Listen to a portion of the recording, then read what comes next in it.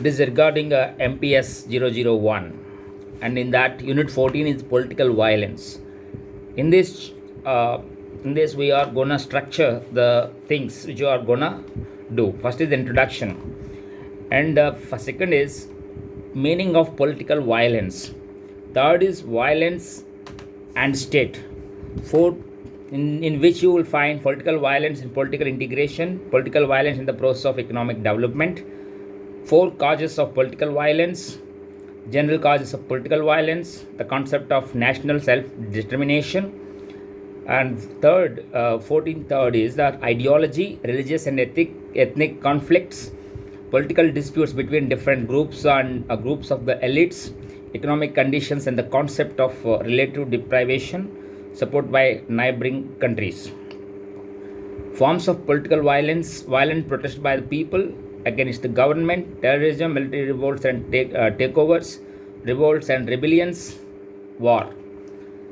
Six is revolution, meaning of revolution, three phases of revolution, theories of revolution, methods of overcoming political violence, methods of reforms and remedies, method of force, the policy of carrot and stick. And 8 is summary and 9 is exercises. Now introduction. Political violence in most of the modern societies is the result of social tensions which develop in them due to different reasons. Normally, political violence is directed against the state because the state is considered the chief source of injustice and repression.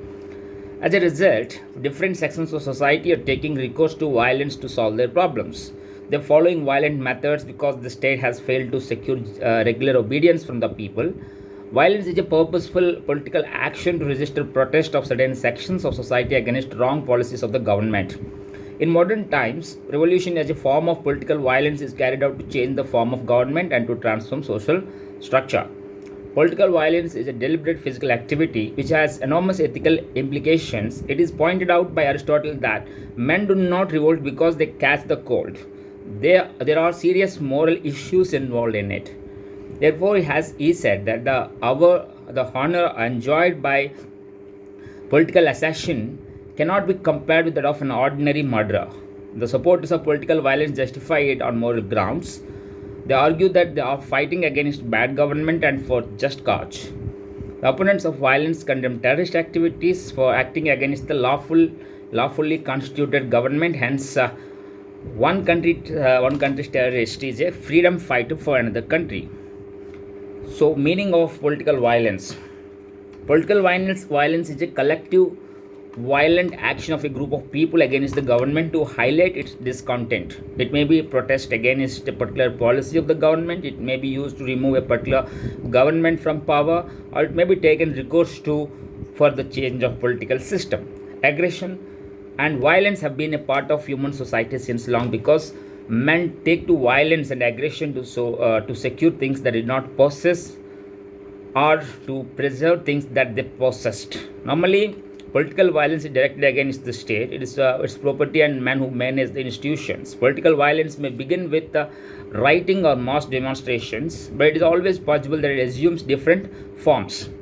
Aristotle has the was the first political scientist to discover or discussed the nature and causes of political disorder.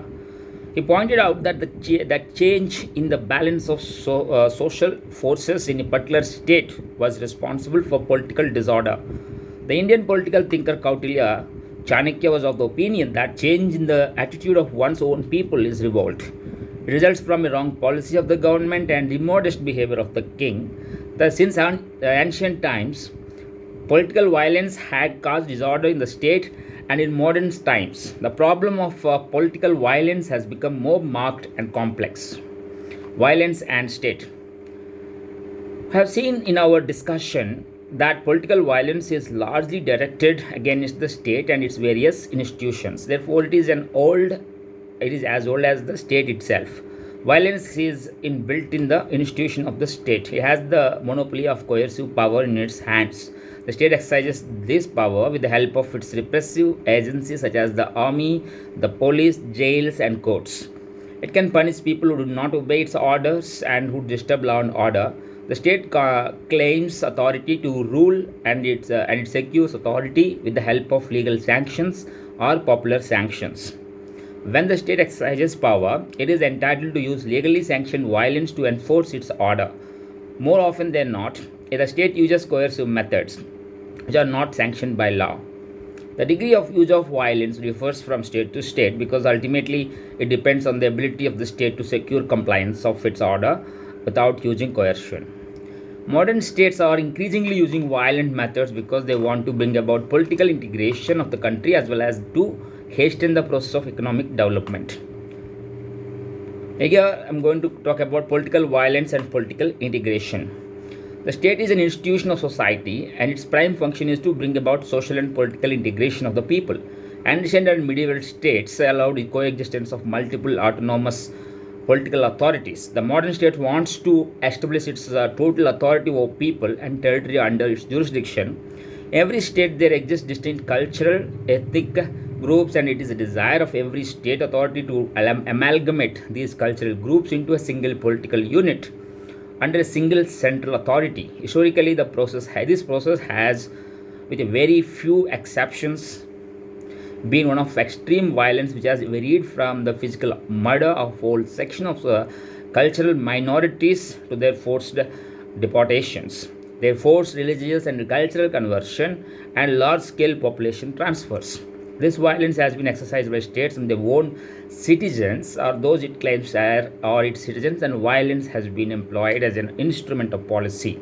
The purpose of this policy was to extend states' political authority upon those who for one reason or another do not accept its authority as legitimate. The modern state has built upon the demise of feudal and tribal communities, which were autonomous entities.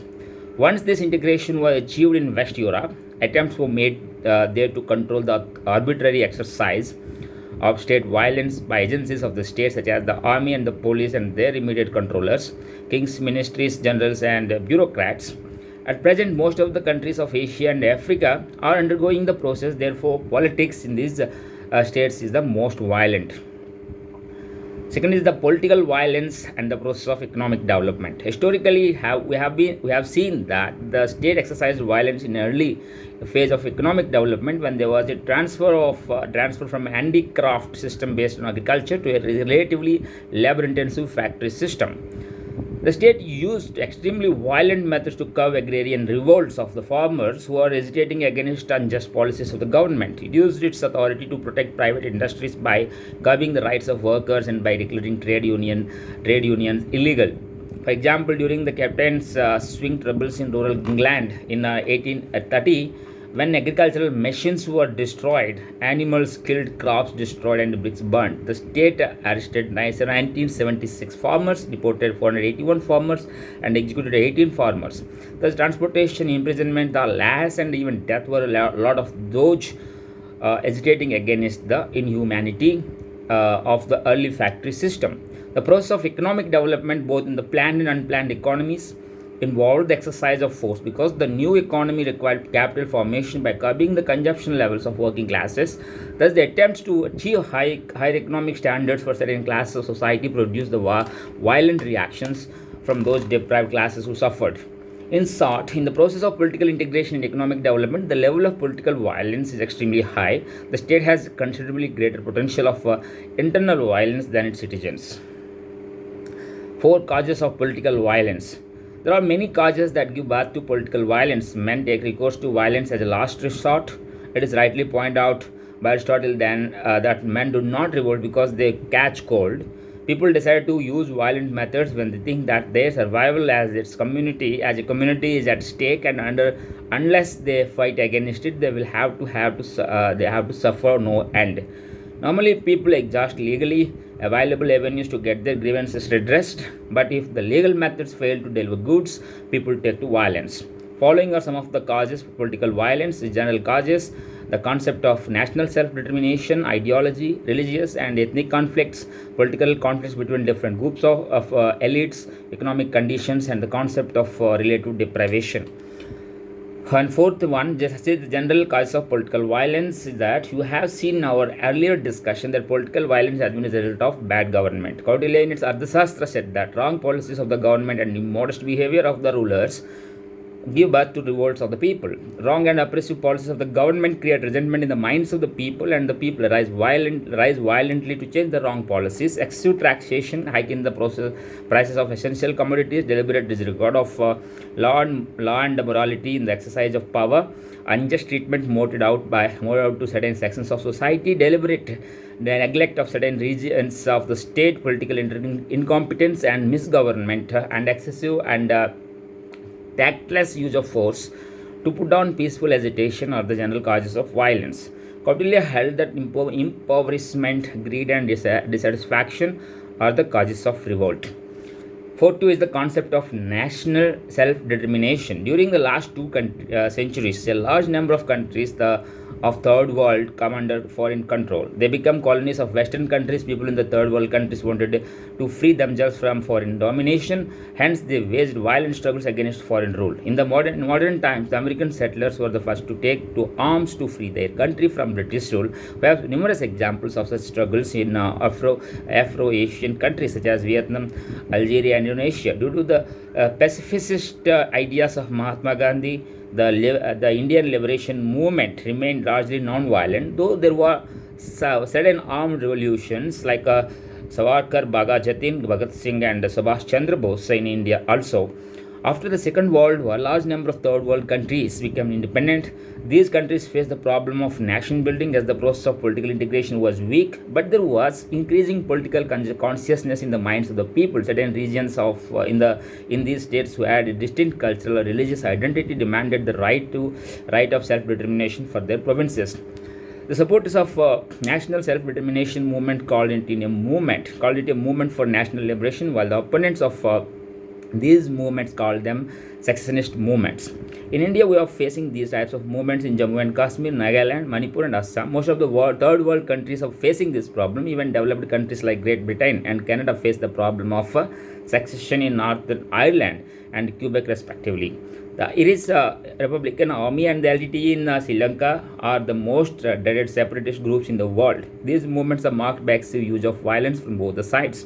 The nationalism caused the emergence of national liberation movement as well as the movements for national self-determination. Third, ideology. In modern times, ideology has played an important role in the spread of political violence. Ideology mobilizes people and gives them a certain cause to wage struggle against the state. Ideology explains the present conditions of society and asks the people to change it to bring about a better system of governance. Most of the movements in modern times are ideological in character. Fascism and socialism were two such ideologies. Fascist ideas became popular in Europe between the two world wars. Fascists glorified force and violence and advocated the unity of interest of individuals with that of the nation state. Fascism in Italy, Nazism in Germany used the extreme form of violence to capture political power. The ideology of revolutionary socialism moved a large number of people who are involved in violent revolutionary activities. The socialists stand for the abolition of capitalist system, which is based on state violence. Socialists want to establish a classless and a stateless society which would end exploitation of man by man. We have examples of successful revolutions like Russian Revolution, the Chinese Revolution, and the Cuban Revolution. The socialists argue that they take recourse to violence to counter state violence. There are a large number of countries which are witnessing violent socialist uprisings. India, Nepal, Indonesia, Burma, and the countries that witnessed violent revolutionary activities by the socialists in India, the Naxalites, and are involved in revolutionary political activities. Fourth, religious and ethnic conflicts. Most of the countries of the world are inhabited by the people who adhere to different religious faiths and belong to different ethnic communities. Therefore, there are religious and ethnic minorities in most of the countries. Modern state is trying to bring them under a single central political authority. Religious and ethnic minorities resist this attempt because they fear that due to this political integration, they may lose their separate identity. The movement force is applied to advance this policy. These communities take recourse to resistance and violence. Many of the West European countries witnessed religious conflicts during the 17th and 18th centuries. The conflict was between the Catholics and the Protestants. Now, modern European states claim that they are secular and they have achieved separation between the church and the state. But in many countries of East Europe, Asia, and Africa, religious strife is common. Interreligious conflicts may take place between two religious communities, between Christians and Muslims, Jews and Muslims, and Hindus and Muslims. There is intra-religious conflict within a particular religious community when a particular religious sect wants to purge the religion of corrupt practices. The fundamentalist groups who want to purify their religion take to an extreme form of violence. Those people who do not approve of this Puritan view of religion are considered as enemies of religion and internecine warfare begins. Algeria, Egypt, Afghanistan, and several Muslim countries are facing this problem. Culturally and ethnically, modern societies are not homogeneous. Cultural and ethnic minorities want to preserve their separate identity. Hence, they want to secure and protect their rights. These minorities are formed on the basis of race, language, and culture. They take to violence if they feel threatened. Quebec province in Canada, Nagaland in India, Northern Ireland in Great Britain, the Chechens in Russia, Tibetan in China, and Kurds in Iraq and Iran are examples of this. Minorities are concerned about their identity and majorities question their political loyalty. In some cases, like Sri Lanka, the struggle of minorities assumed the form of separatist violence, which culminated in insurrection. Five is that political disputes between different groups of the elite. Governing elite in each state consists of groups, factions, and these groups and factions are involved in politics. These groups and factions use violent methods to secure support of the people by organizing street demonstrations, communal riots, and sabotage. A group well established in the government uses coercive powers of state institutions to curb this violence. Political disputes among the elite may result in splits and divisions in the ruling group. The dissident group may incite violence against the ruling group or take help of faction in the army to capture political power. Sometimes the disgruntled leaders may support the secessionist movement. Many a time, a military takeover is the result of such disputes. The Afghan history after 1972 military takeover in Pakistan and Bangladesh are examples of this type of politics. These military takeovers are often very violent and cause a large scale bloodshed. 6 is the economic conditions and the concept of relative deprivation. Economic conditions give birth to different types of political violence because they generate resentment in the minds of the people. It is the wrong policies of the government that favor certain sections of the society and push a large sections of the people below poverty line. Due to the wrong policies of the government, there is growing inflation, declining living standards of the people, price rise, unemployment, and non-availability of essential commodities in the market. These factors force people to take to streets and participate in violent demonstrations against the government. Workers, farmers, and other sections of the society take part in demonstrations to protest against the policies of the government. But it must be remembered that poor living conditions alone do not constitute a sufficient cause to give birth to violence. The workers and farmers must develop consciousness about it in their minds. When a section of people begins to believe that it is being deliberately deprived of the valued goods to which it is entitled, it takes recourse to agitation. The source of deprivation lie in social processes which cause a gap between what people are entitled and what they receive. In modern times, due to education, learning of new skills, new consumption levels, and advertisements create a feeling of deprivation in the minds of the people. The feeling of relative deprivation thus gives birth to political violence. Low levels of economic growth causes considerable resentment in the people. Even rapid economic development may lead to resentment if the fruits of growth are not fairly distributed among the different strata of society. 7th is support by neighboring countries. Political violence, especially sustained political violence in a state, always gets support from the neighboring countries which are hostile. The foreign country gives support in the form of arms, money, training, and shelter. For example, political violence in Jammu and Kashmir is supported by Pakistan. America gives support to rebels in Cuba, and Nicaragua and Libya and Iraq are accused of supporting the Islamic terrorist network.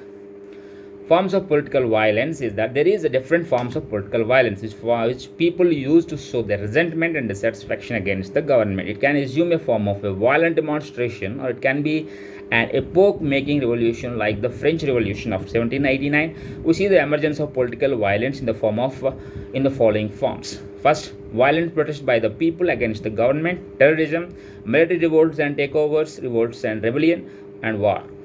Violent protest by the people against the government. Normally, people take recourse to violence when all the constitutional means available to them fail. The violent protests of the people assume different forms. The violent protests of unorganized mobs cause a large scale damage because they attack the symbols of government authority, such as government offices, railways, and buses. They try to disrupt normal functioning of the government. This type of violence is sporadic in nature and dies down after registering protest. But due to the violent writings, the government tend to amend their policies to avoid the spread of violence. Those groups which are well organized mobilize people against the government and use different methods of resistance. They declare strikes, bands, and hartals. Sometimes they organize violent demonstrations and marches. If the central authority of the government is weak, it lacks legitimacy. A well organized demonstration may cause the downfall of the government, but this rarely happens. Otherwise, the impact of violent protests of the mobs is temporary in nature because the government uses repressive measures to control it. Terrorism. In modern times, terrorism has become one of the important forms of political violence as a large number of young people join terrorist groups to bring about change in the government. The weapon of terrorism is used by terrorists because they know that they cannot launch an open war against the state as the state has superior force at its command. But terrorists are determined to use violent methods because it is their opinion that opponents understand the language of the gun. Their power in society is also based on the gun. Terrorists use all sorts of methods to teach a lesson to the state authorities. Their activities start by blowing up of a bridge or breaching a wall of a dam. But in the process, they expand and the area of their operation. They get involved in activities of sabotage, murder, killing a large number of people in the sudden gunfire, hijacking of an aircraft or bus, holding people for ransom, kidnapping, political assassinations, extortions, setting fire to places of worship and work markets, and citing caste and communal rights, etc. They succeed in harassing the state authorities because there is an element of surprise in their actions. The Irish Republican Army, the Liberation Tigers of Tamil Eelam, various Palestinian guerrilla outfits, Al Qaeda militants are some of the most violent and terrorist organizations in India. We have witnessed the activities of terrorism in Jammu and Kashmir, Punjab, Nagaland, Assam, Manipur, Tripura, and Mizoram. The Naga militants have been continuing their terrorist activities for the last 4 years. Through their activities, the terrorists want to establish a well-trained armed wing to carry forward insurrectionary activities, but most of them do not succeed. It is true that some terrorist organizations succeed in setting up their own militias, but they cannot fight a well-oiled regular army of modern state, which is often supported by the superpower. Guerrilla warfare succeeds when the state authorities are extremely weak and when their writ does not run beyond the capital. In South Vietnam, the White Cong guerrillas succeeded because of the weakness of the South Vietnamese state. Terrorists take recourse to crime, but they are not ordinary criminals because they are ideologically motivated and they have a vision of establishing a better society. Terrorist activities are established and legitimized by their ideology. We can see three distinct phases of ideological orientation of terrorism. In its first phase, national independence was its goal. In the second phase, after the Second World War, most of the terrorists owed their allegiance to revolutionary socialism. At present, their orientation is religious fundamentalism or ethical separation. Every terrorist movement has its own group of intellectuals who rationalize the use of violence. And 5.3 is about military revolts and takeovers. In modern times, the military or the armed forces of the country are playing an important role in the politics of the third world countries because they are the only well organized force available in societies which have not undergone the process of state and nation building. Involvement of military in political violence assumes two forms: the mutiny of soldiers and the military takeover, or a coup d'etat.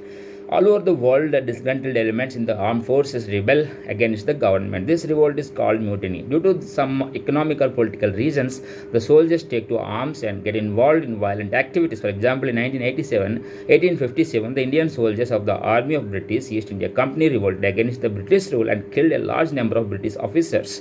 Normally, a mutiny is always taken over seriously by the state authorities because soldiers possess arms and training and they are in large numbers. But if a mutiny has no ideological base, sooner or later it is brought under control by the state authorities. The second form of political violence is the military takeover by engineering a coup d'etat.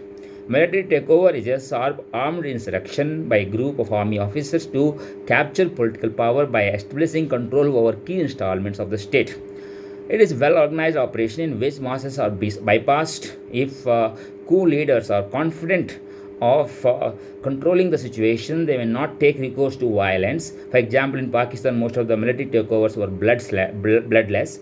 If the coup leaders are not confident of their success, they indulge in the extreme form of violence to strike terror in the minds of the people. For example, in Bangladesh in 1975, President Sheikh Mujibur Rahman and his entire family were wiped out. The military coup in Indonesia in 1965 to 66 was extremely violent. All military takeovers in Afghanistan after 1973 were violent. In the military takeover, the masses are not involved, and in many of the Afro-Asian and Latin American countries, the military displaces the democratic government and usurps power. Most of the dreaded dictators in these countries are military generals. Next is the 5-4 about revolts and rebellions. We have seen that terrorist violence or even military revolts do not need the support of the masses. It is essential an action carried out by a determined group of people. By revolts and rebellions take place because of popular dissatisfaction. Revolts represent the anger of certain sections of society, and they are aimed at changing the policy of the government or change the government. The revolts may take place in different parts of the country, and the demands of the rebels may be very specific. If the revolts are accompanied by a high degree of organization and with the tacit approval of wide sections of the population, or one can say that they have assumed a serious form, it includes large scale terrorism and civil war, the revolt may develop into rebellion. Rebellion is the second stage of revolt, in the sense that in this phase the rebels are ideologically committed and they have developed a vision of future society. Due to the normally socialist or the nationalist ideology, they are supported by a large number of people. If the rebels are able to concentrate in a geographical peripheral area of the area or the areas outside the efficient control of the state, and if foreign support is available to them, the rebellion assumes the form of armed insurrection which cannot be easily put down. The rebels normally use the tactics of guerrilla warfare because they lack the military strength to counter state forces. To circumvent the armed superiority of the state, the guerrillas may try to win the support of the people through the ideological exhortations or through the promises of redistributive policy.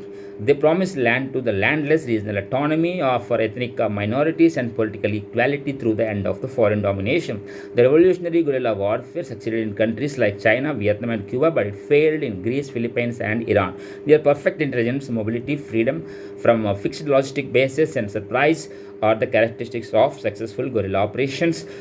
But increasingly, due to strengthening of the state organization and state forces, guerrillas have not been able to achieve the successes that they had achieved against weak states immediately after the Second World War. War is a culmination of the political violence in the sense that the war brings forth two contending forces face to face with each other and settles the issue on the basis of balance of armed forces. War is an old as human history. Violence and bloodshed are at the heart of it.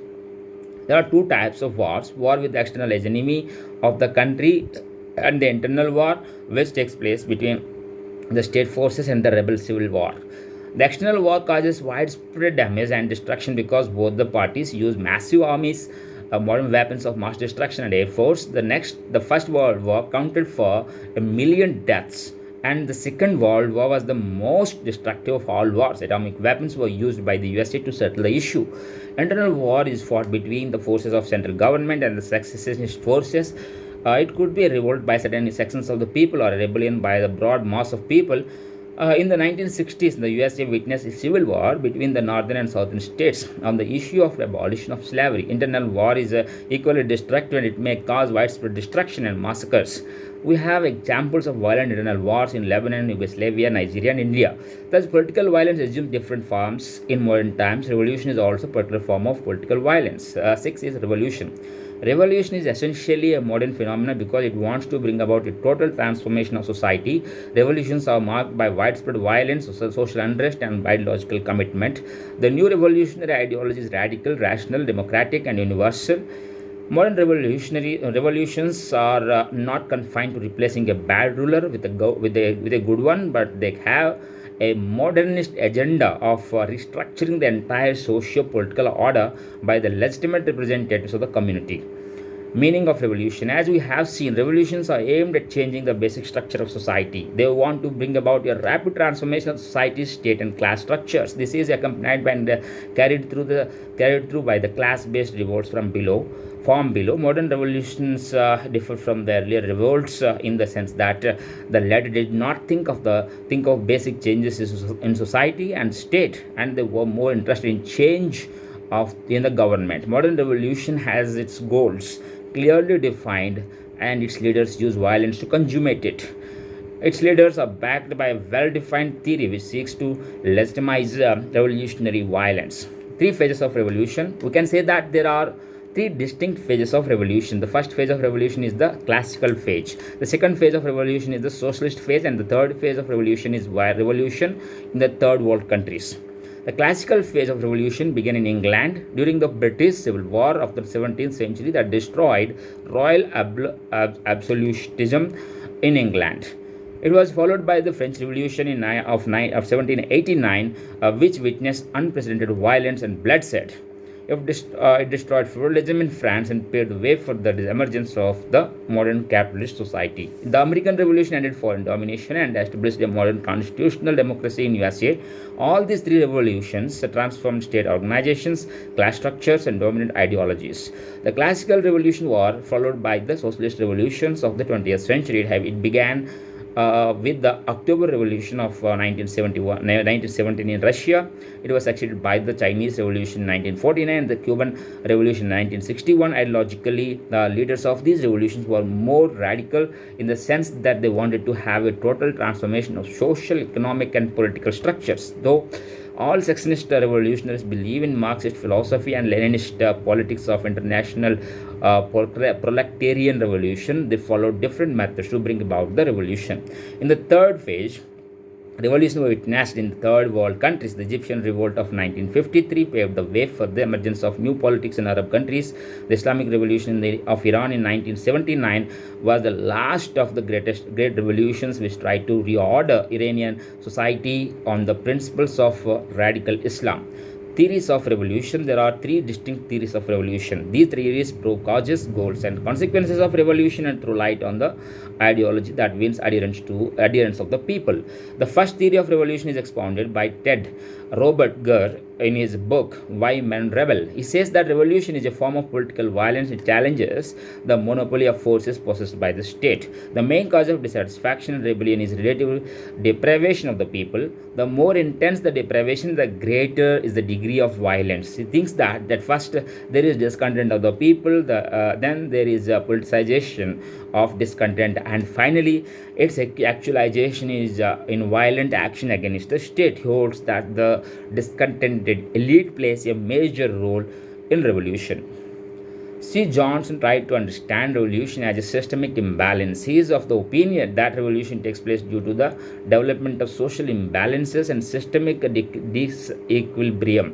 These imbalances are caused because of the changes in the values of the people. That changes may also occur because of the environment within which the social system is located. These changes must be particularly sudden and intense. He points out that disequilibrium does not cause revolution, as the system can repair damage by taking corrective measures. He thinks that the first cause of revolution is power deflation. The process of power deflation takes place when the system fails to fulfill its obligations and it loses confidence and legitimacy. It has to use force to maintain law and order. Second cause is the inability of the legitimate leaders to effect synchronization to overcome power deflation. If they are unable to restore confidence, the ultimate loss of authority ensues, and the use of force by the state is no longer considered legitimate. As a result, the state cannot justify its monopoly over the use of force. There is a sudden break in the effectiveness of the armed forces and a commencement of special operations against the rebels.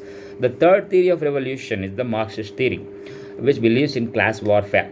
According to Marx, our known history is a history of class struggle between haves and have-nots, and the constant contradiction between them come in the open in the capitalist state of development. The capitalists exploit workers by exacting surplus value from their labor and cause widespread poverty and misery. As a result, class struggle between the capitalists and workers becomes intense. In this struggle, the state as an instrument of class rule supports the capitalist classes. The workers bring about a violent revolution. The the purpose of the proletarian revolution is to overthrow the capitalist system and replace it with the socialist system. The establishment of a classless and stateless society is the ultimate goal of the socialist revolution.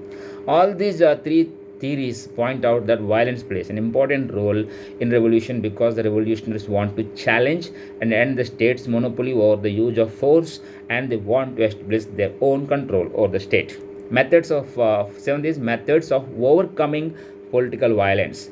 In our preceding discussion, we have seen the nature and causes of political violence. In this part, we shall study methods of overcoming violence. The state uses three different methods to overcome violence, which are as follows: the remedial method of liberals, which believes in reforms; the method of force; and the method of carrot and stick policy. Methods of reforms and remedies.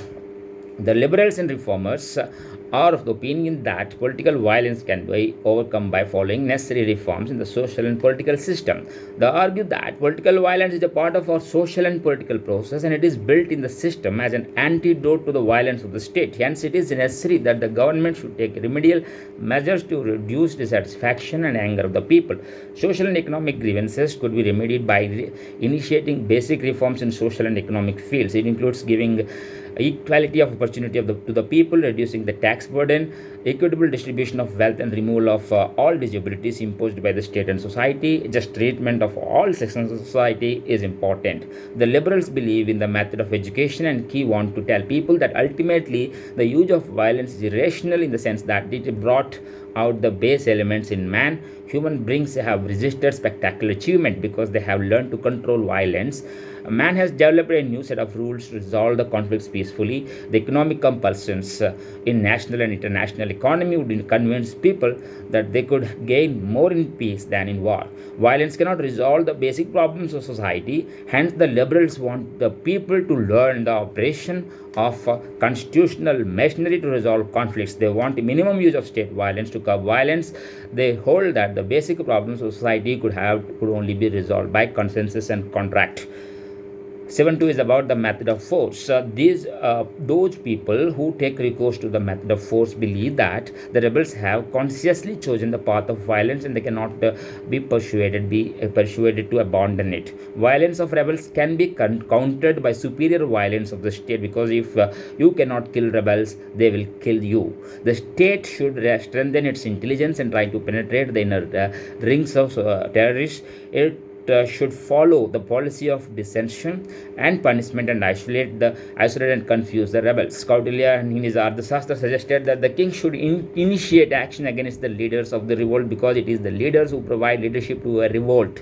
In no case should he use force against the multitude of people, because it may result in widespread bloodshed. He should devise his response taking into consideration the position of different classes of the people, and should see it that foreign support to the rebels is cut off. Though he suggested the use of force against revolt, he was quick to point out that the cause of revolt must be addressed. The policy of carrot and stick. The carrot and stick policy is a dual policy which aims at driving a wedge between the moderate and extremist elements in the opposition. The government can offer rewards and concessions to the moderates, but at the same time it can continue its military operation against the extremists. If the moderates are able to generate support for a deal with the government, the extremists lost the support, and in the process they become ineffective. But if moderates fail to generate support, the extremists may brand them as the agents of the government and destroy their support base. Hence, the method of carrot and stick has to be used very carefully. The state can use different methods to overcome violence, but it must first try to remove the causes of revolt. Kautilya said that by merely killing the rebels, rebellion cannot be stopped. It is necessary to remove the cause that is giving birth to new rebels. As we have seen, it is the state practices that give birth to violence, because it is not rebels or terrorists who divided Ireland or drove Palestinians to exile or imposed white rule in South Africa or killed thousands of innocent men in Iraq. State violence is the womb of terrorism, betrayal and humiliation in its cradle, and revenges its mother milk. Therefore, the states which are committed to their imperial interests by force are unlikely to recognize that political violence and terrorism are both a response to their policies as well as an imitation of their style. The state should recognize their policies on the basis of justice and fair play and stop continuing the oppression of classes, nations, and ethnic communities so that the root cause of violence is removed. Summary: in this unit, we have studied different aspects of political violence in modern times. Political violence is built in the political process itself because the state seeks to monopolize the use of force. There are different causes of political violence, but loss of legitimacy of the government and inability of the political system to accommodate demands of different sections of society and the important causes. Religious and ethnic differences also play an important role in encouraging violence. Political violence assumes different forms of, including turmoil, sporadic violence, and internal war. In modern times, revolution is an important form of political violence because it seeks to restructure basic social, economic, and political institutions of the society. The state uses different methods to overcome violence. Those who support the democratic system argue that political violence can be overcome by redressing grievances of the people, by reforming the system, and by devising constitutional remedies which provide for peaceful resolution of social and political conflicts. So now in the ninth point of exercises, it is about first is what is the nature and scope of political violence. How do the problems of political integration produce violence in modern society? Next, why does the economic development cause political violence? What are general causes of political violence? Discuss briefly the role of economic conditions in the rise of political violence. Bring out the main features of terrorist violence. Briefly discuss the nature of military involvement in political violence. Write a short note on war as a form of political violence. Write a note on the theories of revolution. What is the liberal method of overcoming political violence? Okay, thank you.